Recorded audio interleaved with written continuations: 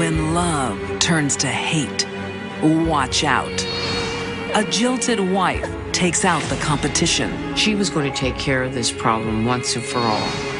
A good time girl is running low on charm. She was desperate. She was actually at the end. She had no other options. And unrequited love pushes a woman to the edge. There's easier ways to kill someone, but that's not what she wanted.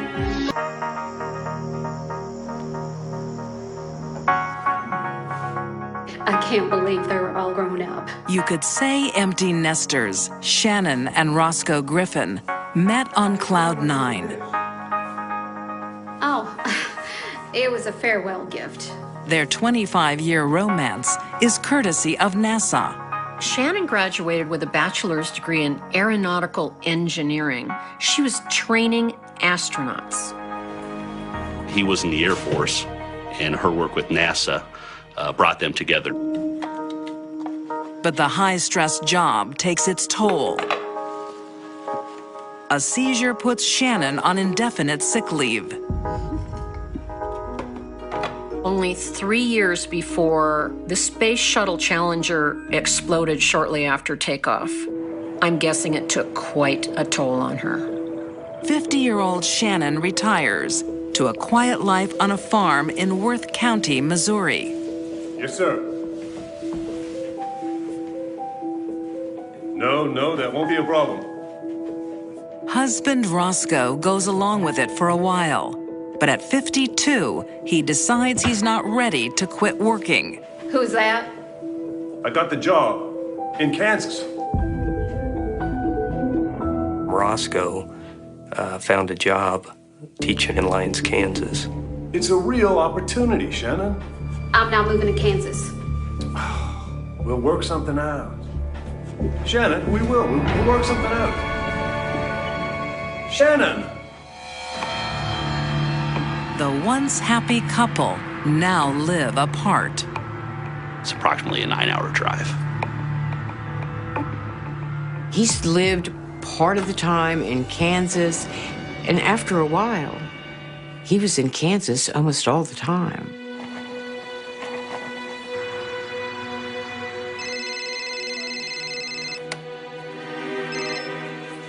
Hey, hon. Hi. How's it going? Hey, when you coming up here? I don't know. Shannon? No one is happy anymore.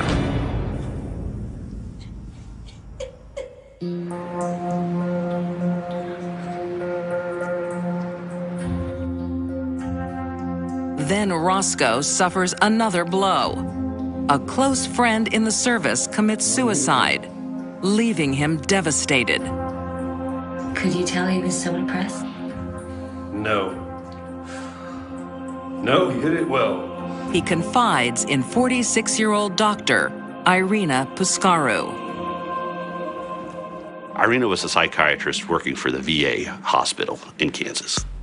I'm so sorry, but it's time for my next appointment. We can continue this next time.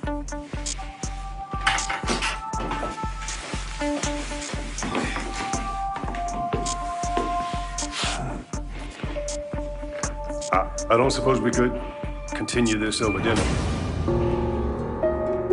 It is a cardinal rule, an ethics issue for a therapist to become involved with their patient. Yes, Great. I'd like that. But Irina didn't let that stop her. Irina is just the medicine Roscoe needs.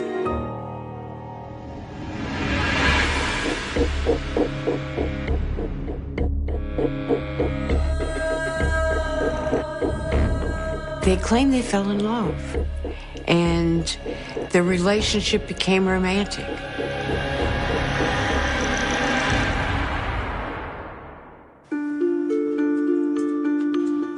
The affair remains a secret. Until, on their 20th wedding anniversary, Roscoe decides to tell his wife through social media. It was devastating to Shannon. Some might take that as saying the last 20 years with you have been horrible, and now I've replaced you. Shannon was initially despondent. Shannon decided to fight for her marriage and try to make it work with Roscoe. But Roscoe wants his cake and eat it too. He agrees the two women can meet. Roscoe had informed Shannon that he was meeting Irina, and she told him, no, I'm going to come along with you to this meeting. Shannon's plan is simple.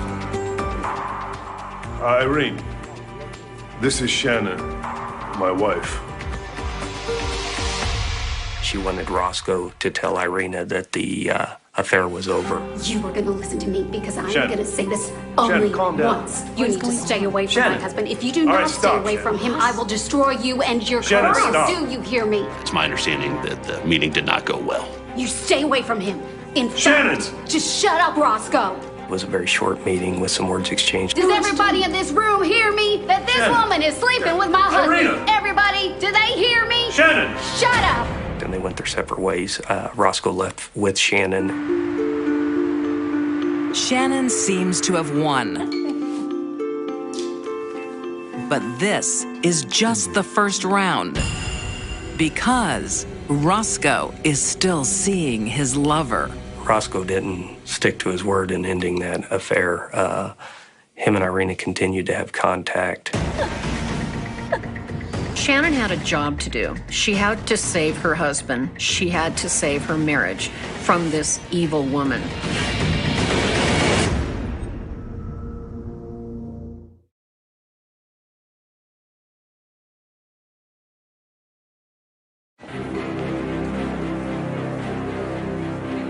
Shannon Griffin is on a mission to save her marriage. You stay there.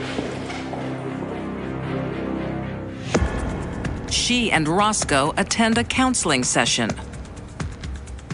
I'm sure he's still seeing her. Shannon's understanding that that meeting was going to be a type of marital counseling session whereby they could work on their relationship. But I do want to see Irina.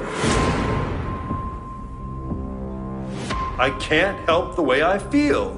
I can't help the way I feel. Roscoe says he does not want to end his relationship with Irina. Shannon is furious and storms out. She gives her husband one last chance to change his mind. Shannon, where are you? How could you, Roscoe? How could you let that woman ruin our lives? We're not happy, Shannon. So look, either we go ahead with a divorce, or we'll stay married, and then I'll just see Irina on the weekend. It's the wrong answer. She leaves Roscoe a very ominous note. She says, "It's obvious you can't deal with this, so I will."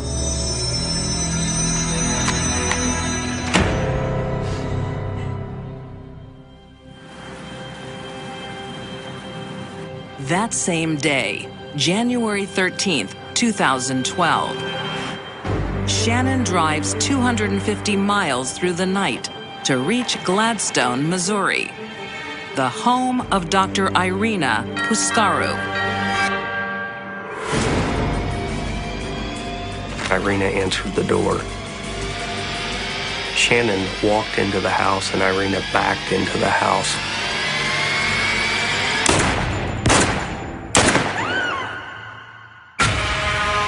And shot Irina 3 times. Irina fell to the floor. And Shannon walked over to her and pointed the gun at her face and shot a 4th time. It was a very personal crime and extremely violent and extremely up close. I'm not going to let you have what you want. Bang, bang, she's dead, and it's your fault. There were pieces of bone and teeth scattered across the floor. This tragedy is made worse. There is an eyewitness. her mother was there, and her mother saw every single minute of one shot after another as her daughter dropped to the ground, blood spraying everywhere. It was a brutal, brutal scene to view.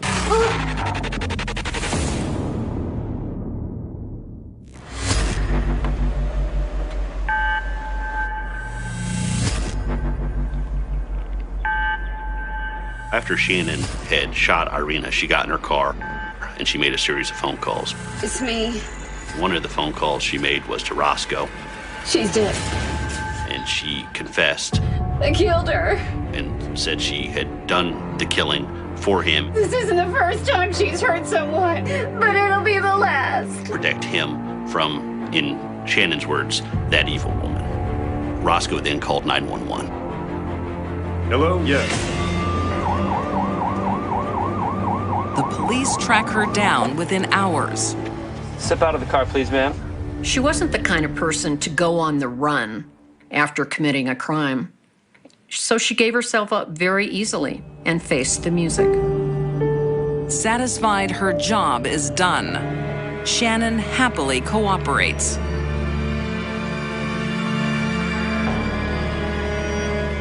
Shannon ended up pleading guilty to second-degree murder.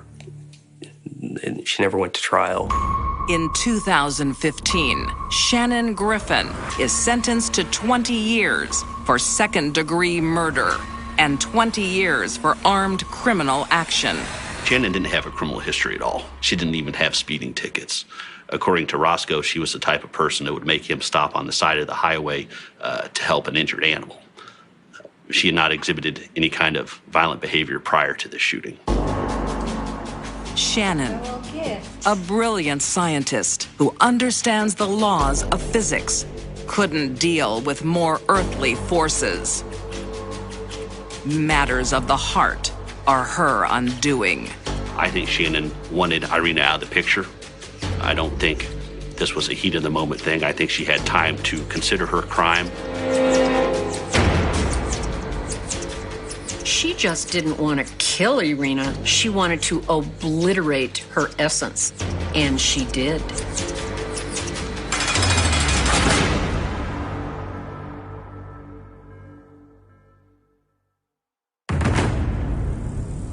When a woman has nothing to gain, She's almost like a child. but everything to lose, This is a person who is becoming undone. all bets are off. And that's when the tornado started.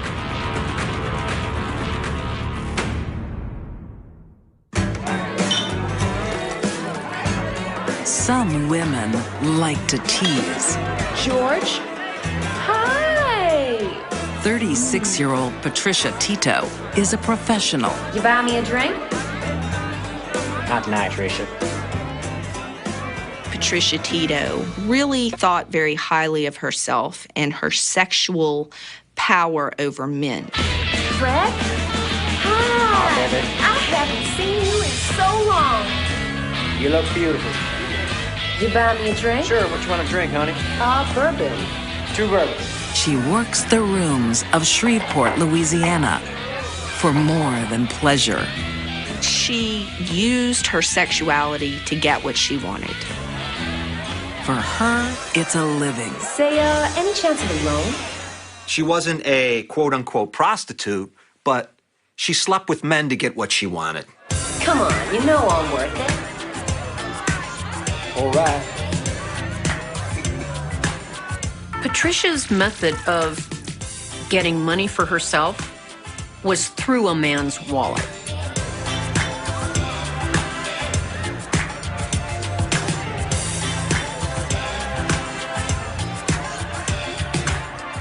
Once she figured out she could manipulate and con and charm her way into a man's bed and then get whatever she wanted, she ran with it.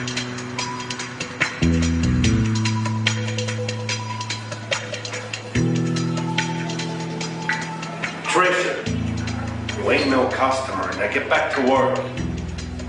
Occasionally, Patricia has to make ends meet, the old-fashioned way.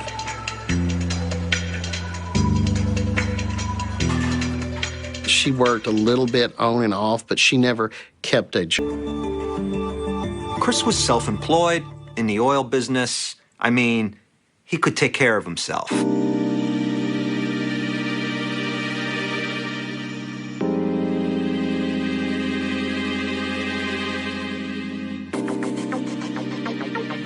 Patricia has a string of men to pay her way, but Chris starts looking like her best bet. Patricia didn't have much, but when she met Chris, she won the lottery. She saw a pot of gold. He was lucrative. He had plenty of cash. He wasn't hurting for money. If you want to be with Patricia, the money needs to keep coming. Patricia wasn't looking for a soulmate. She was looking for a line of credit. You know, he would give her checks like between $200 and $1,500, right? To live on. Chris is an easy mark. Trish, you're gonna send me to the poorhouse. But I'm worth it. Yes, you are. Chris was passive. He probably would have struggled with telling someone no. Can I also get $150 for my hair? Why not? 150. Thank you. She had a roof over her head and she had money in her pocket, and it was all from him. Here you go, honey. For a year, Patricia is riding high. I'll see you later. Until Chris has a stroke. Hey, hon. Hey, how you doing, Tricia? Good. You're looking good. Am I? I don't feel so good. It's good to see you. At first, Patricia's full of sympathy. Baby, I'm doing it real hard. Can I have some money? What the hell? Tricia, I can't continue to give you any money. Until she realizes Chris has lost his income. Probably it was going to take him a year or two to get back up to full strength. He had just reached that point he couldn't afford it anymore. I'm not even working now. Then screw you. Tricia. Tricia. Bound to happen sooner or later, and here it is, happening. Patricia dumps Chris as quickly as she found him and returns to her former lines of credit. Hey, Bob. Hey, Patricia. How you doing? I'm good. Yeah, what do you want? But since she's hooked on Chris, her other men have moved on. Patricia, don't call me again. You don't have to be like that. I said, don't call me again. Fine, I won't. Her old connections were gone, some of them deceased, some of them no longer would have anything to do with her. Patricia has to face reality. Her credit around town is exhausted. Her only chance is to make amends with Chris. But she's too late. Judy Wynn is this 59-year-old secretary. Everybody loves her. He moved on with another woman, and another woman that was significantly older than Patricia Tito. And that did not sit well with Patricia Tito.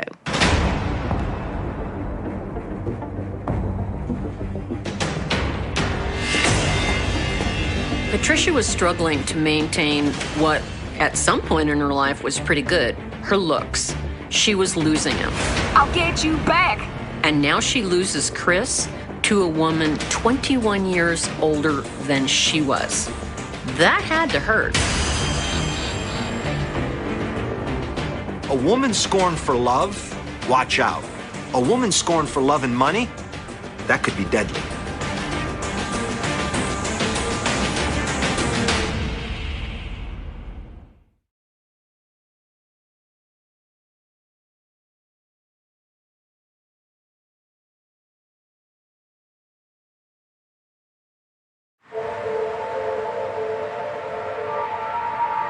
Shreveport, Louisiana. Patricia Tito wants her man back, and there's one person in her way. His new girlfriend, Judy Wynn. Tricia was desperate. She had gotten into a desperate situation.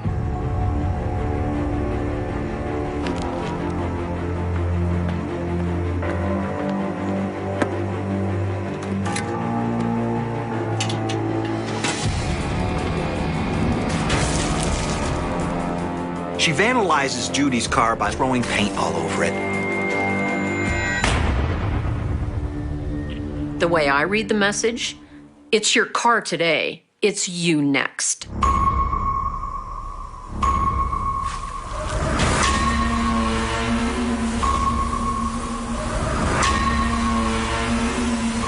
This is a person who is becoming undone. Patricia was a woman on a mission, and her mission was to get Judy. On August 31st, 2003, Patricia makes her intentions clear. You better sleep with one eye open. You hear me? In those phone calls, there was rage, extreme rage. Let me tell you something, partner. I get a hold of Judy Wynn. Ain't nobody on God's green earth gonna make her recognizable. You better sleep with one eye open. Once I get a hold of Judy Wynn, she's gonna become unrecognizable. Do you hear me, Chris? Huh? Do you hear me? I listened to all of the voicemails, and I can tell you that they sent chills up my spine. As a long-term career prosecutor, I've really never heard such evil and hatred in someone's voice. Won't even know what hit you. You knew somebody was gonna die. That's it. I'm gonna call the police. It's ridiculous. Yes. But it's too late.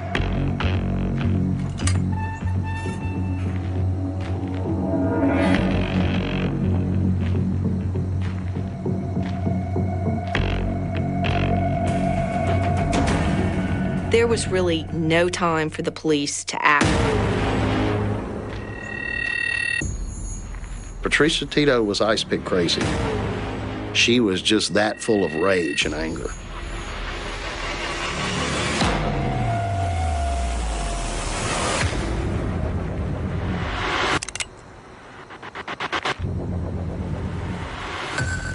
So Judy's washing dishes, doing her housework, and suddenly she sees somebody outside, and you know what?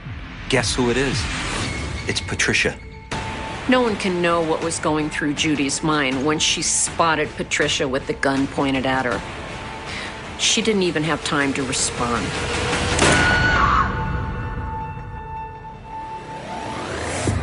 Judy! Stay with me. Chris comes downstairs. Stay with me. And finds her in the floor. She's shot in the chest, bleeding badly. Stay with me, baby. Stay with me. She says, Tricia shot me. Trish Tito shot me. Stay with me. Stay with me. Yes, we have an emergency at 14 Kent Street, Shreveport. Judy dies of a single gunshot to the chest. Stay with me, baby. Stay with me, all right? Stay with me.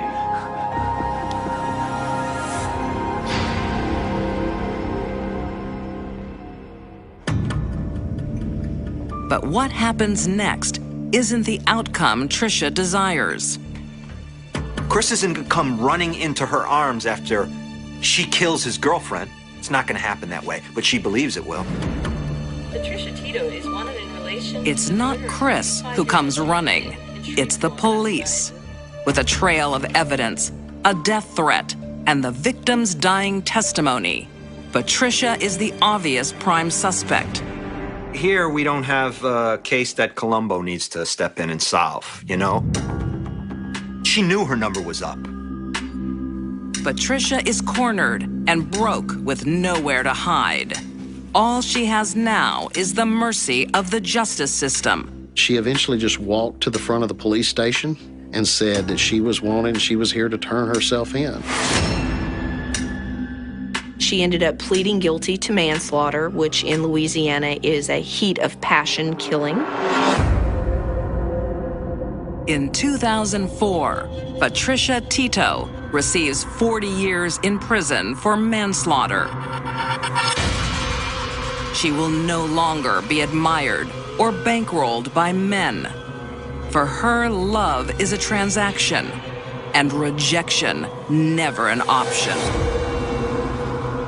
Jealousy isn't the only motivator, but it is the one that makes people crazy.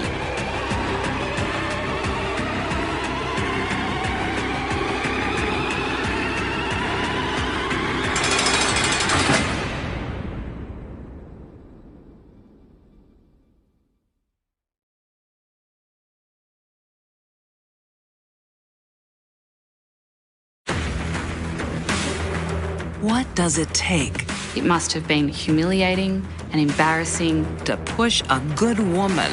She wanted to get rid of her. Over the edge. This is like a train on fire headed off a cliff.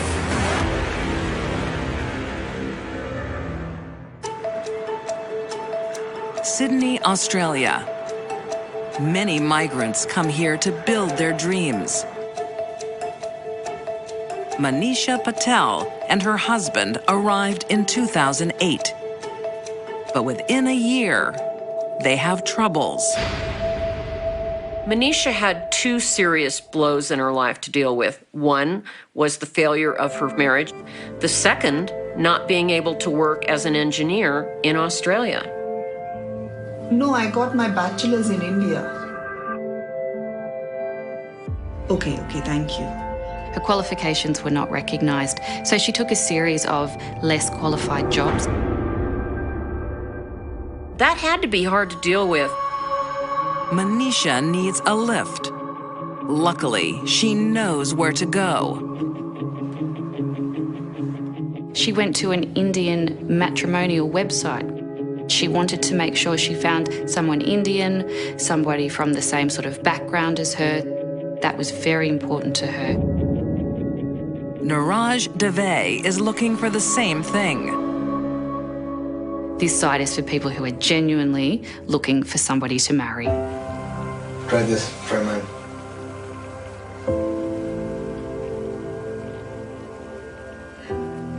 It's okay.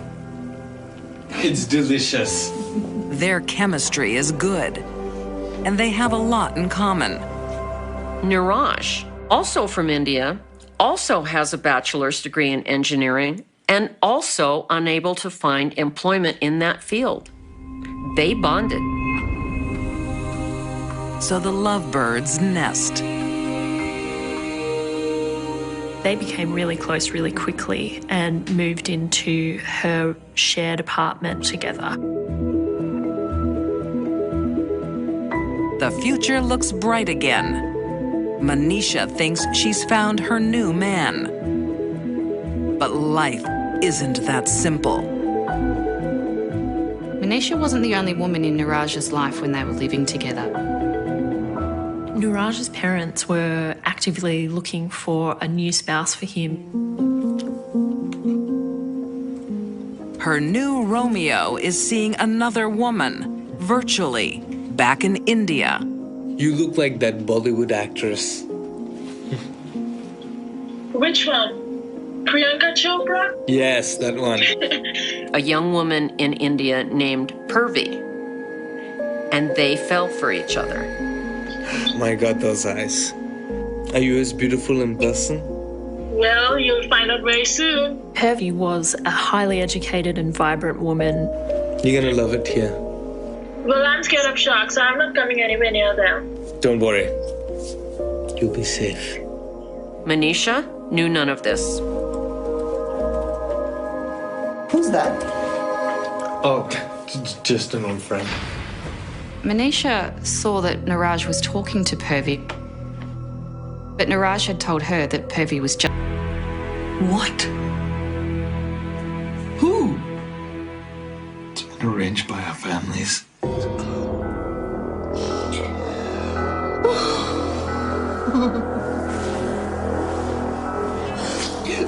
Around about the same time, Niraj tells Manisha that he is going to get married. He had impregnated her. They were still acting like husband and wife, boyfriend, girlfriend. And now he tells her, sorry, you're not good enough for me. I'm marrying somebody else. Perfect. But Manisha isn't giving up. She wants to imagine a woman on the other side of the world isn't really a threat. We love it. Oh, great. I've got the tenancy agreement here if you'd like to sign.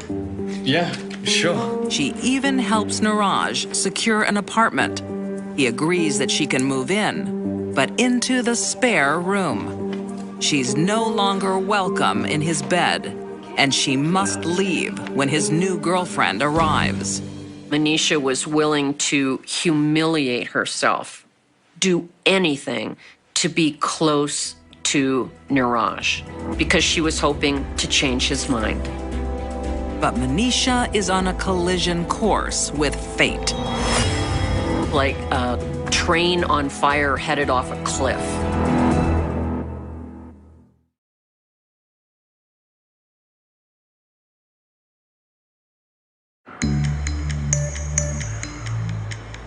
In Sydney, Australia, Try this. Manisha Patel will do anything to keep her man Niraj. It's delicious. Although he's pledged himself to another woman, Manisha won't give up easily. She couldn't do enough to keep his attention on her. She didn't see it wasn't working. Her rival is about to arrive, and Manisha has to make way. Got to go to the airport. Put it down. Yeah, okay. We have to go, okay?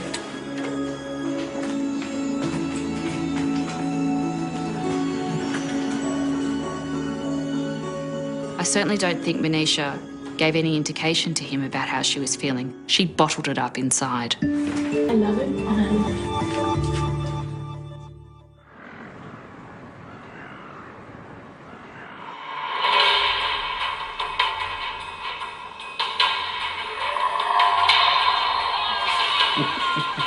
Don't worry, it's just a movie. But Manisha doesn't give up. Hi, what's up? I need your help. I'm so scared. The fact that Niraj was now living with his bride-to-be didn't stop Manisha from loving him or trying to be with him. What's wrong? A friend's in trouble. Manisha was keeping in close contact with Niraj. She was phoning him and texting him. Yeah, sure. Come over.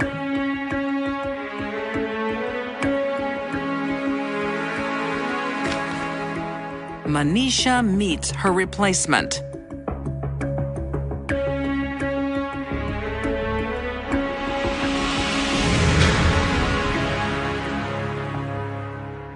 Purvi had no idea Manisha existed, but Manisha knew all about Purvi. Seeing Niraj and Purvi together just came to really crystallize.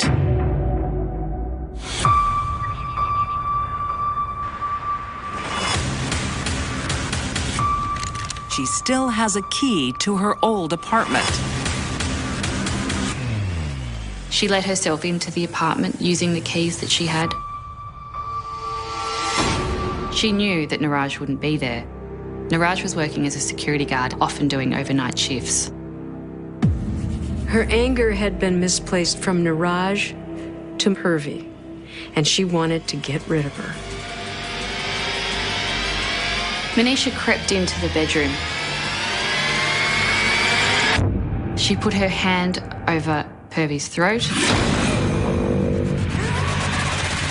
and she put her hands around her neck and started choking her. Manisha used the element of surprise. Movies would have you think that choking someone only takes 15 seconds. It actually takes a tremendous amount of strength.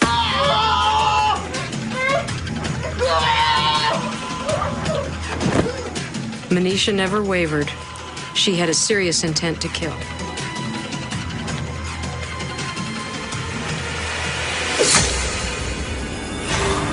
But that wasn't the end of it. Then Manisha stabbed her twice after she was dead. As she flees, Manisha makes a feeble attempt to cover her tracks. She took Purvy's handbag and she spread the contents around on the floor to make it look like somebody had broken in and attacked Purvy. Manisha thinks she's reset the clock. She thinks that with Purvy out of the picture, she and Niraj can get back to having life as it was, the life that she knew and the life that she obviously loved with him. Niraj returns home from work, Purvy! only to discover his worst nightmare. Purvy! Purvy! Purvy! Purvy is new to the country, but Niraj knows one person who would want her dead. And by coincidence, Manisha too has been stabbed. Hi, Manisha. How you feeling? I'm okay, sir. What happened again on the night of the stabbing? There were two of them. Two. They wore masks, so I couldn't see their faces. Manisha said that she was attacked by two men as she was walking home. Then one of them stabbed me here. Manisha also stabbed herself. It's an alibi to divert suspicion and get Niraj's sympathy. Get well. But her story quickly falls apart. When the police check surveillance video of the victim's residence.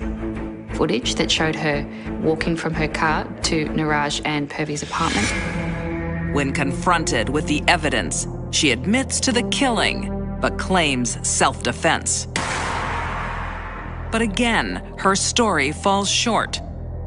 Manisha's jealous history and self-inflicted wounds simply hasten her road to trial.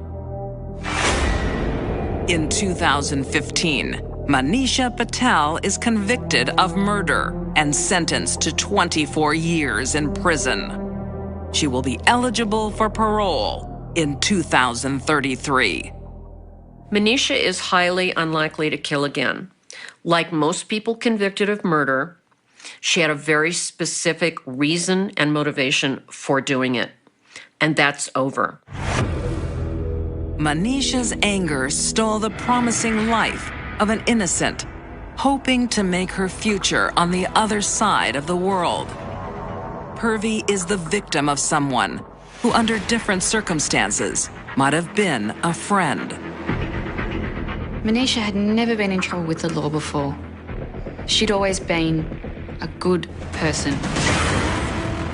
In May 2017, an Australian appeals court set aside Manisha Patel's conviction. She remains behind bars, awaiting a retrial next year.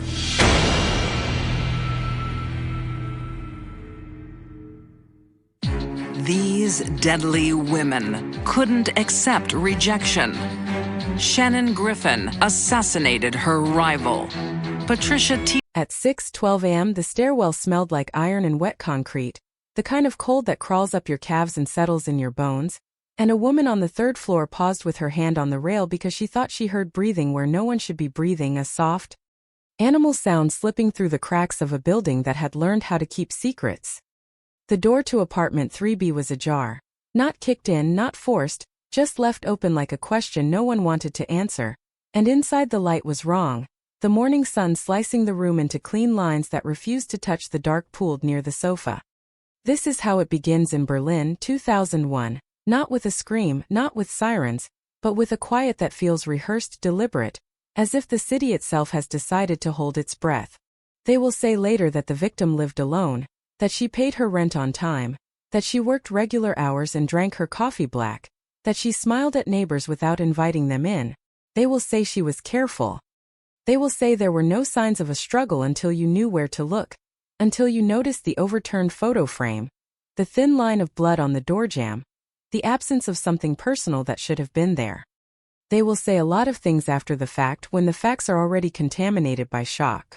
But in that moment, standing in the doorway, what mattered was the stillness, the way the room seemed staged, like a scene waiting for a camera crew that would never arrive. Berlin in the early 2000s is a city learning how to live with itself again. Stitched together by cranes and ambition, full of night trains and cheap rents and a sense that anything could happen if you stayed out late enough. It is also a city with long memory, a place where walls once taught people how to disappear in plain sight. When the police cars line the street, neighbors gather behind curtains, counting the number of uniforms, counting the minutes, asking each other in whispers if they heard anything last night, if they saw anyone unusual, if unusual even means anything anymore. The word spreads before the tape is up. Murder. Brutal. Unclear.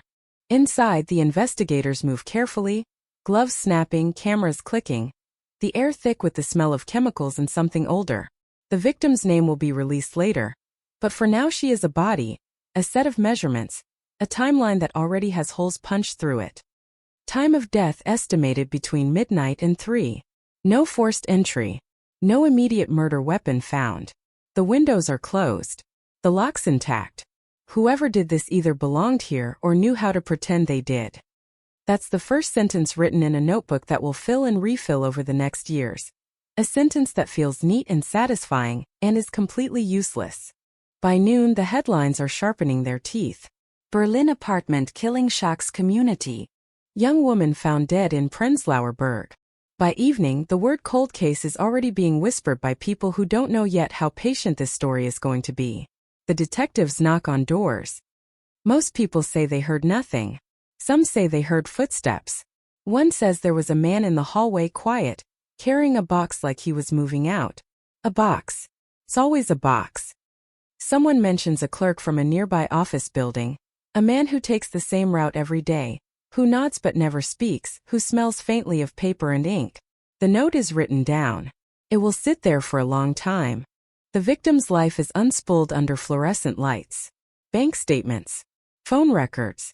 Emails printed and highlighted until they bleed color. No habeas enemies. No recent arguments. No restraining orders. There is a gap in the phone log, a few hours where no calls are made or received, a small silent stretch that feels louder than the rest. Friends describe her as cautious, private, not the kind of person who would invite danger inside. Which is exactly the kind of person danger likes to visit. They find fibers on the carpet that don't match anything in the apartment. They find a partial print on the edge of the table, smeared incomplete, a promise that refuses to become a face. They canvass the building again.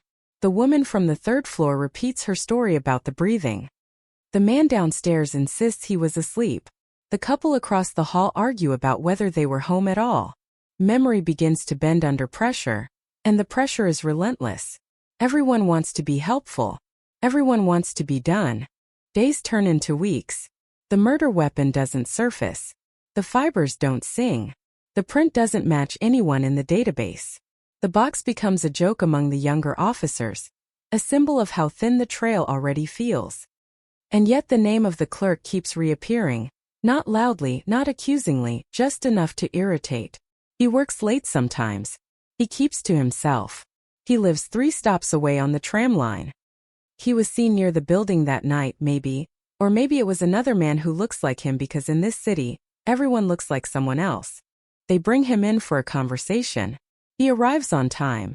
He brings his documents in a neat folder. He answers questions with careful precision. Yes, he knew the victim by sight. No, they never spoke beyond a greeting. Yes, he walked past the building that night. He does every night. Routine is his alibi, and it fits him like a pressed shirt. They ask about the box. He smiles politely. He says he was carrying files. He says the box was cardboard light.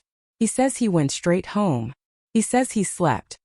He says a lot of things that sound reasonable, and reason is the enemy of urgency. The press gets bored. Another case pushes this one down the page. The family waits for calls that don't come. The apartment is cleaned. Someone else moves in. Berlin keeps building. But inside the police station, the file grows heavier, not with answers but with the weight of unanswered questions. A supervisor circles the same paragraph with a red pen. No forced entry. Familiarity. Opportunity. The clerk's name is underlined once, then twice, then not at all, because underlining doesn't make evidence appear. Years pass. Technology improves.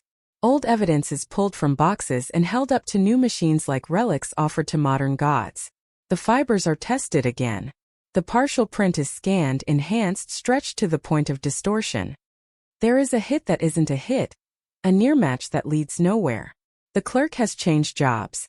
He has moved apartments. He has aged in the unremarkable way that makes men harder to recognize. He has no criminal record. He has no obvious cracks. The city forgets his face. The file does not. Then, one winter, a tip arrives that feels different. It's not dramatic. It doesn't come with a confession or a map. It's a line in a report from another city, another investigation, another quiet crime with a familiar rhythm. A name appears in a footnote. The clerk's name. The same handwriting style on a form. The same habit of being present without being seen. It is thin. It is fragile. It is enough to reopen a door that was never fully closed. They bring him in again. He is older now. Quieter somehow. He answers the same questions with the same words, but something in the room has changed. The air feels tighter. A new test links a fiber to a jacket he once owned, or maybe still owns. The partial print is revisited with a confidence that didn't exist before. It doesn't become a perfect match. It becomes a possibility. The kind that headlines love and courts fear. Berlin 2001 cold case closed.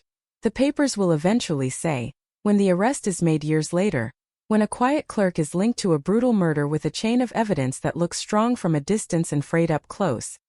The community is shocked because communities always are when the suspect is someone who blended in. The family feels something like relief and something like dread, because closure is a word that promises more than it delivers. But here at the beginning, in the stairwell that smells like iron and wet concrete, none of that exists yet. There is only a door left open, a city waking up, and a file that will refuse to sleep. The breathing the woman thought she heard becomes a metaphor, a reminder that some stories inhale and exhale for years, that some cases learn how to survive on very little air. And as the tape is pulled back and the uniforms leave, Berlin exhales, unaware that it has just taken in a mystery that will not let go. A cold case that will one day be called closed and still feel painfully, dangerously alive. The file does not age like paper, it ages like a bruise, darkening at the edges, changing color depending on who is looking at it, and every time it is reopened the room seems to shrink, the walls leaning in as if they remember what happened here and want it finished. The detectives who inherit it don't announce themselves to the past. They just start reading, lips moving, pencils hovering, discovering the same sentences underlined by different hands, discovering how hope leaves fingerprints of its own. Berlin outside has learned new habits, new rhythms, but inside the evidence room the year is still 2001. Still stuck between midnight and 3. Still asking who knew the locks and who knew the silence. They walk the neighborhood again, older now, slower, noticing details that were invisible when everything felt urgent. The tram line hums. Cafes have changed names. The building stands where it always stood, its stairwell repainted, its corners rounded by years of feet and bags and strollers. The woman from the third floor has moved away. The man downstairs has died. Memory has thinned like cheap fabric. A new tenant in 3B points out where the sofa used to be, where the light falls in the morning, unaware that these are coordinates on a map of violence. The past sits politely in the corner, waiting to be acknowledged. They focus on routine because routine is where quiet people hide. Who passed the building every night? Who knew which lights were usually off? Who would not be noticed carrying a box at an hour when boxes make sense? They reconstruct the clerk's days like a metronome. Office, tram, walk, apartment, sleep, office again. They check timestamps, badge swipes, receipts that prove nothing and everything at the same time. He is consistent. He is boring. He is exactly what the file needs and exactly what it cannot prove. A colleague remembers something small, almost embarrassing to bring up after all this time. A neighbor once mentioned a smell in the hallway, Not blood, not rot, but cleaning solution, sharp and sudden, gone by morning. It was dismissed. Of course it was dismissed. Cleaning happens. People spill things. But now it is written down again, circled, connected with a line to the absence of forced entry, to the idea of someone tidying up, of someone caring enough about order to erase it. The clerk's apartment is tidy. That's in the notes too. Tidy doesn't mean anything, they remind themselves until it does. They talked to his former co-workers. He was punctual. He kept records meticulously. He avoided conflict. He volunteered to lock up. He once stayed late to reorganize a storage room without being asked. The words pile up, innocuous on their own, unsettling in chorus. A supervisor remembers lending him a jacket during a cold snap. Dark fabric. Synthetic blend. It's probably nothing. It's written down anyway. Everything is written down because nothing has worked. The forensic re-examination is slow, almost ceremonial. Evidence bags open like reliquaries. Fibers compared under new light. A smear of blood tested again, its story stubbornly short. The partial print yields a new contour. A ridge that wasn't there before or wasn't seen. It suggests a hand that pressed and slid. Careful not to press too hard. Careful again. That word keeps appearing. Careful people make careless mistakes only when they believe they are safe. They request permission to search the clerk's current apartment. He agrees. He always agrees. The place is as expected. Clean. Sparse. Books aligned. Files labeled. A box in the closet holds old jackets. One of them matches the fabric profile, or comes close enough to make everyone quiet. Close enough is dangerous. Close enough is how cases drown. They photograph it. They bag it. They thank him for his cooperation. He asks if this will take long. His voice is calm.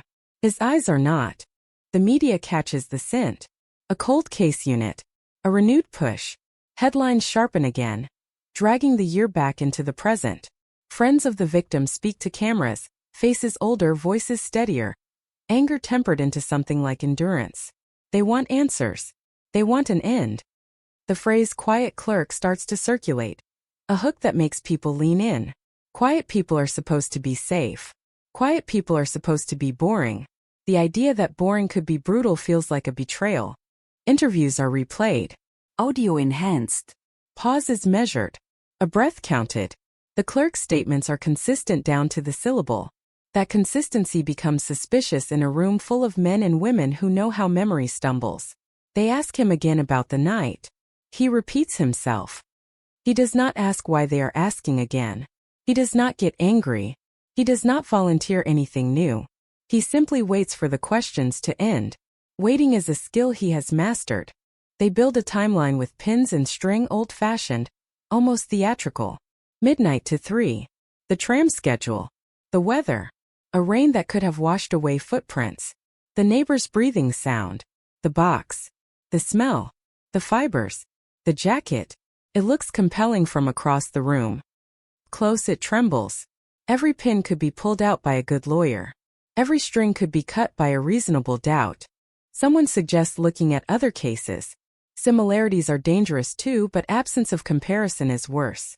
They find a report from another district. A woman attacked in her apartment. No forced entry. The assailant left little behind. The case went nowhere. The clerk's name appears as a witness, a man who heard something, who was nearby, who offered help. He was thanked and released.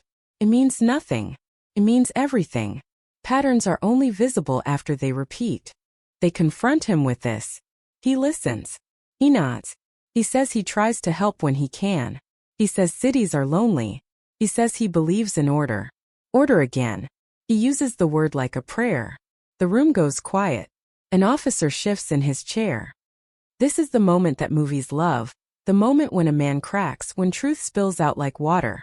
Does not happen. Real life is less generous. Real life is patient.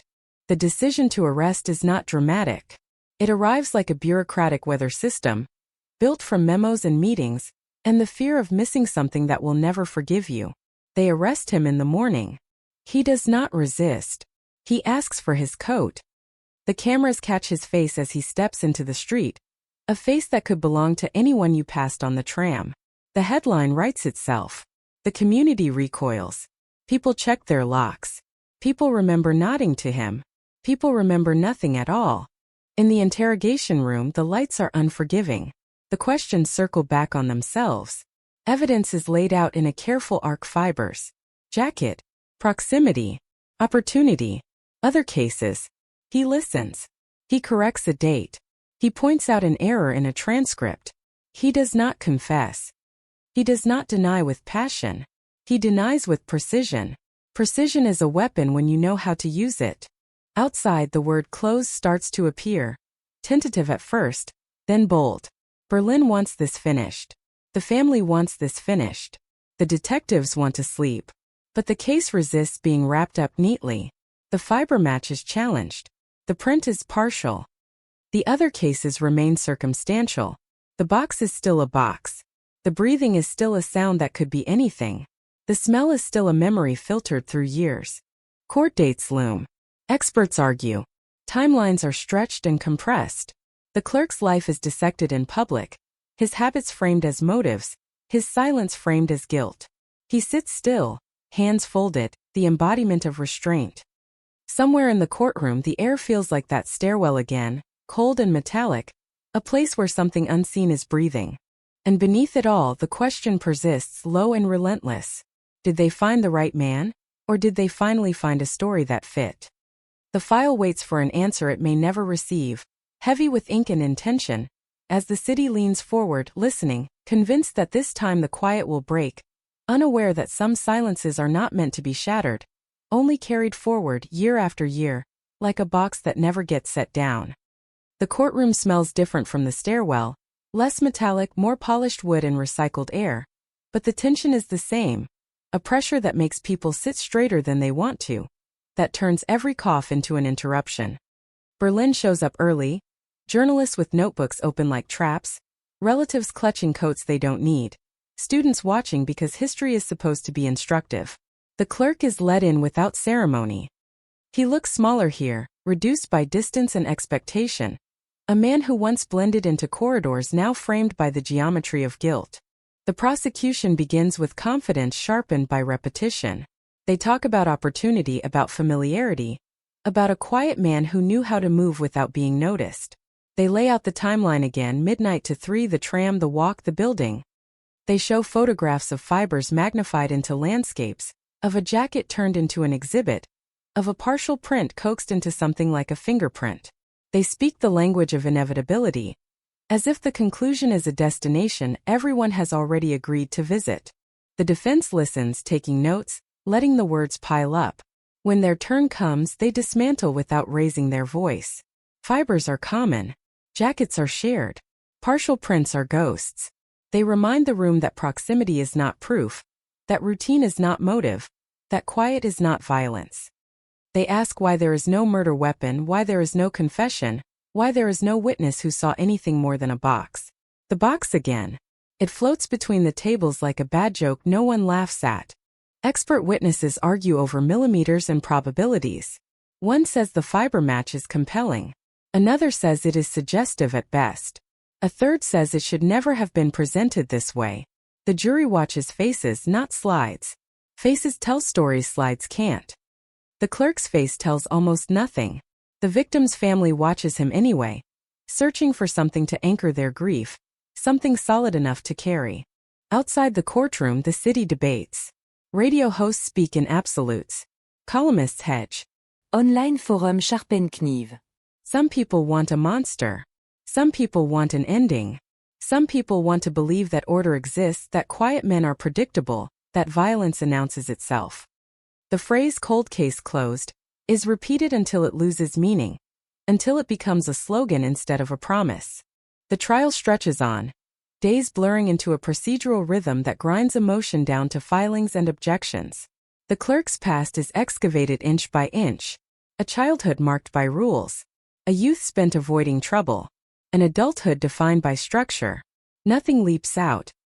The absence of chaos becomes its own accusation. The prosecution suggests control as motive, order enforced with sudden brutality. The defense suggests projection, a story built from fear of the ordinary. Then a witness takes the stand who changes the temperature in the room.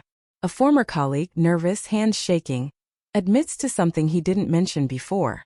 On the night in question, the clerk stayed late, later than usual.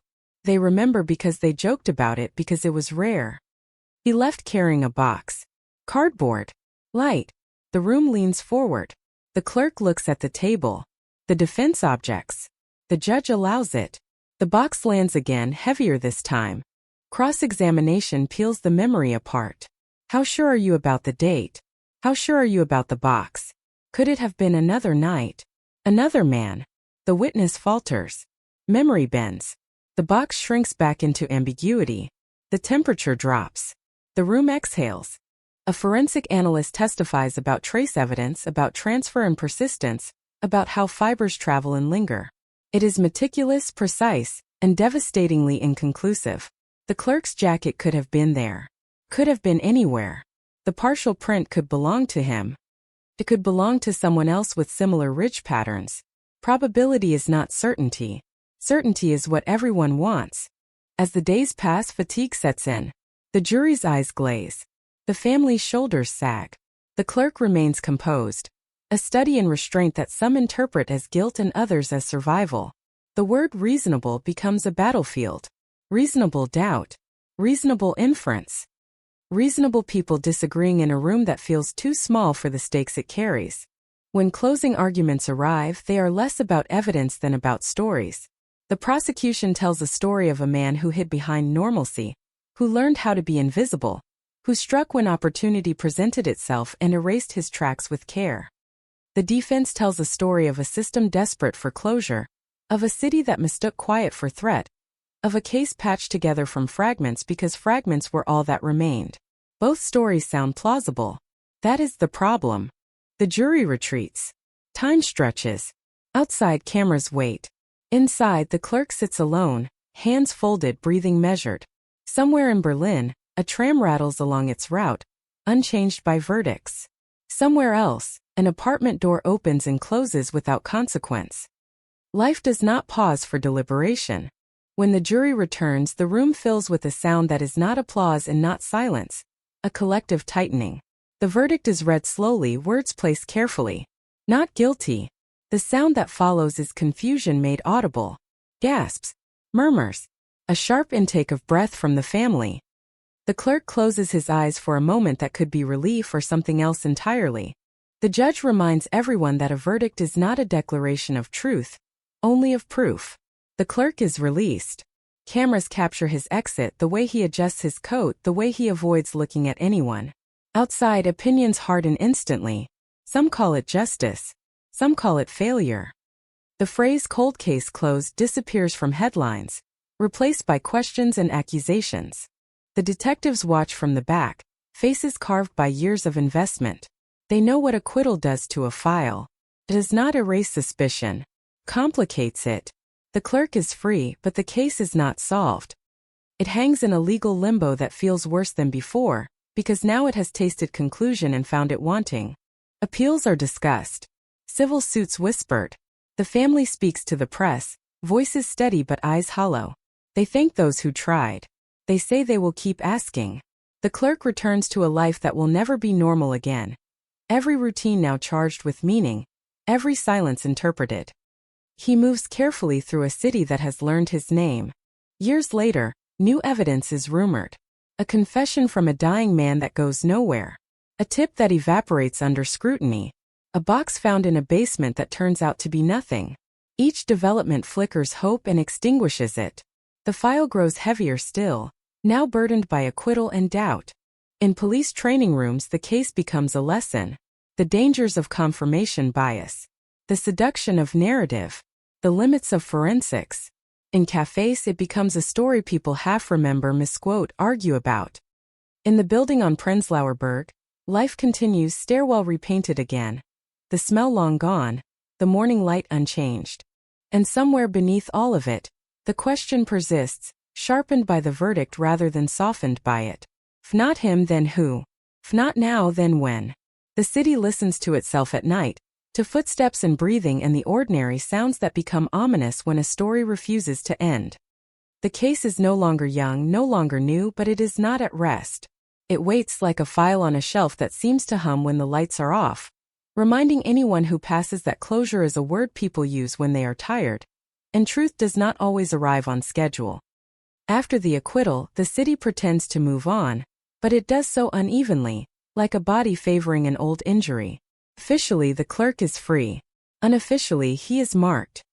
He feels it in the way conversations stop when he enters a room, in the way neighbors forget his name but remember his face, in the way silence now follows him instead of preceding him. Berlin is good at this, at remembering without speaking, at letting reputations dissolve slowly rather than shatter all at once. Inside the police department, the case is reassigned, then reassigned again, passed like an inheritance no one wants to refuse outright. New detectives approach it with professional distance, telling themselves they will not fall in love with a theory, that they will not chase a man simply because he fits a shape already drawn. They read the file late at night, coffee cooling beside them, discovering how easy it is to feel certain and how dangerous that feeling becomes. The acquittal sits at the front of the folder like a warning label. They begin by questioning what was missed, not what was found. They scrutinize the first hours after the body was discovered, the initial assumptions that hardened too quickly. No forced entry. Familiarity. Opportunity. Each one had narrowed the field, and narrowing feels like progress until it becomes a tunnel. They ask whether the door being ajar could have been staged, whether the absence of struggle could have been enforced, whether the silence could have been coerced. Violence does not always announce itself with chaos. Sometimes it whispers. They return to the neighbors who are still alive, to the ones who remember fragments rather than facts. A man recalls footsteps that sounded wrong, heavier than usual. A woman remembers a voice in the hallway, low, urgent, speaking a language she couldn't place. None of it was reported at the time. None of it survived cross-examination. Memory, they know now, is not a recording. It is a negotiation. The building's maintenance records are pulled. Work orders. Access logs. A repair was scheduled that week. A contractor signed in late one evening, then signed out early the next morning. His name was noted once and never followed up. He has since moved on, another city, another life. They track him down. He remembers nothing unusual. He remembers the building because the elevator was broken. He remembers carrying tools in a box. Another box. It feels almost mocking now, how often the same object appears, how easily it fits any hand. The detectives widen their scope reluctantly. They look beyond the victim's immediate circle, beyond routine and proximity. They examine her work contacts, distant acquaintances, people who knew her schedule but not her habits. An email surfaces, unremarkable on its own, from a man who asked too many questions about her availability, who framed persistence as interest. He was interviewed once, cleared quickly. He now lives abroad. They request assistance. The response is slow. Jurisdiction dulls urgency. The forensic evidence is revisited yet again, but time has eroded its usefulness. Samples degrade. Standards change. What once felt promising now feels almost quaint. The partial print is compared against expanded databases, international now, but partials remain partial. They whisper possibilities without committing to any of them. The fiber analysis is reinterpreted by a new expert who is careful with language, careful enough to be almost paralyzing. Possible. Consistent with. Cannot exclude. Words that keep doors open without letting anyone through. Public interest flares and fades in cycles. Every anniversary brings a new article, a new documentary segment, a new wave of speculation. The clerk's name is always mentioned, always followed by legal disclaimers, always hovering between accusation and exoneration. He gives one interview years later, voice flat, eyes tired. He says he wants to be left alone. He says the case ruined his life. He says nothing about the victim. Viewers decide what that means. The victim's family fractures under the weight of waiting. Some want to believe the system worked. Some cannot accept a not guilty verdict as anything other than failure. They argue privately about strategy, about hope, about whether continuing to push only deepens the wound. Grief, like memory, negotiates with itself.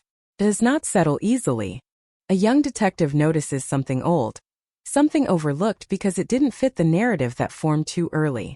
The victim's phone location data shows a brief anomaly earlier that evening. A signal bounced near a cell tower she had no reason to be near. It lasts minutes. Could be a technical error. Could be nothing. But nothing has become unacceptable in this file. They map it anyway.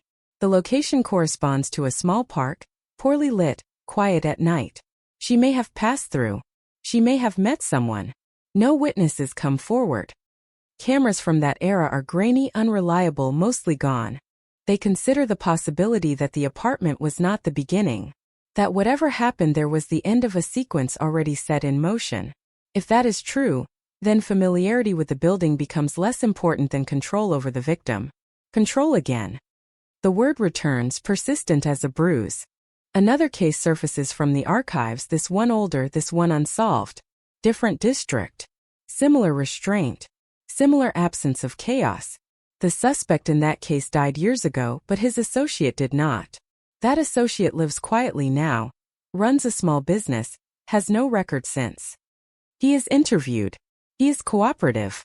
He offers an alibi supported by family. It holds mostly. Mostly is not enough. Mostly is all they have. As years turn, the case becomes something people reference rather than resolve. Like that Berlin case. Someone will say in a meeting, shorthand for complexity, for uncertainty, for the danger of premature closure. The phrase cold case closed is now spoken with irony, a reminder of how language can betray reality. The clerk disappears from public view. He moves again, changes his routine, changes nothing that matters. Somewhere, he is living a life shaped by a verdict that did not clear his name, only freed his body. Whether that matters to the truth is a question no one can answer. The file remains open technically. Practically it sleeps. But it never fully rests. Every few years a new detective opens it, reads the same lines, feels the same pull. The stairwell returns in their imagination, the smell, the light, the door ajar. They wonder what it would take to finally hear something definitive, a sound that is not breathing, not memory, not speculation but fact. Berlin continues to rebuild itself, layer over layer, past covered by present until only specialists remember where to dig.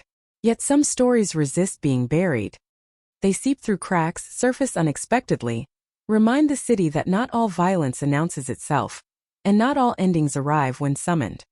The case remains suspended between names and possibilities, a reminder that sometimes the most unsettling crimes are not the ones that explode, but the ones that quietly refuse to conclude. Time does something cruel to unresolved cases. It doesn't erase them, it thins them, stretches them out until the edges blur and people begin to argue about what the shape was supposed to be in the first place. The Berlin file survives another reorganization, another purge of paperwork deemed no longer urgent, saved only because someone wrote homicide in a box that still carries weight. It moves shelves, changes codes, acquires dust. The victim's photograph remains the same, frozen at an age the city has long surpassed. A new generation of detectives inherits it without ceremony. They were still in school when the body was found. They know the case not from headlines but from footnotes, from training seminars that warn against tunnel vision. That makes them cautious, maybe too cautious. They promise themselves they will not be seduced by the clerk, by the simplicity of a suspect who once felt inevitable. They also promise they will not ignore him simply because others already tried and failed. Balance is the goal. Balance is difficult when the ground itself is uneven. They start with technology that did not exist in 2001, or existed only in theory. Data mining, behavioral analysis, geographic profiling refined by decades of mistakes. They feed in everything. The routes, the times, the anomalies, the park, the building. The other cases that almost match but never quite align. The output is unsatisfying, a cluster of probabilities rather than a face. It suggests movement patterns common to many men in many cities. It suggests nothing and everything. One analyst fixates on the park. It is small, forgettable, a green pause between blocks of concrete. In 2001 it was darker, less manicured. There was a bench removed years later after complaints about loitering. The analyst visits it at night, stands where the signal anomaly would have been strongest. The air is still. Footsteps echo more than expected. It would have been easy to stop someone here. It would have been easy to speak quietly, easy to follow. They re-examined the victim's final hours with this in mind. She left work at a normal time. She bought groceries. A receipt confirms it. She could have gone straight home. Or she could have taken a detour. The phone anomaly suggests a pause. A meeting? A coincidence? A technical hiccup? No one can say. The groceries were found in the apartment, unpacked. Milk in the fridge. Bread on the counter. Routine interrupted late, not early. That detail had always mattered. Now it matters differently. They tracked down old CCTV footage logs, not the footage itself which is long gone, but the logs that indicate where cameras once pointed. One camera near the park malfunctioned that week. Another near the tram stop recorded over itself every 48 hours. The logs confirm what the absence already suggested. There was once a chance to see something. It passed. The detectives interview people who lived nearby at the time, those who can be found. Many have moved. Some don't remember. A man recalls a couple arguing softly near the park one night. A woman insisting she needed to go home. He didn't see their faces. He didn't think it mattered.